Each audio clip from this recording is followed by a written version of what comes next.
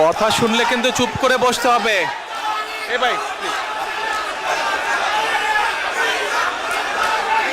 বসতে হবে, সবাই বসলে কথা বলবো, দয়া করে বসে পড়ুন।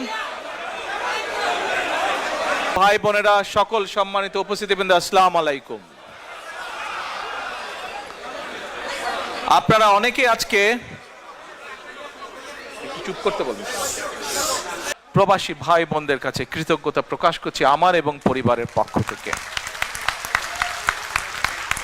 আজকে মানুষটি আমাদের মাঝে নাই, একটি মানুষের কথা আমার খুব মনে পড়ছে, মরহুম কমরুদ্দিন সাহেবের কথা। এই মানুষটি, সে সময় আমি অসুস্থ ছিলাম, এবং এই মানুষটি যেভাবে তার সময়ের সব কিছু দিয়েছেন, সব কিছু দিয়ে আমাকে যেভাবে চিকিৎসার সাহায্য করেছিলেন, তার জন্য আমি তার এবং তার পরিবারকে কৃতজ্ঞতা জানাই।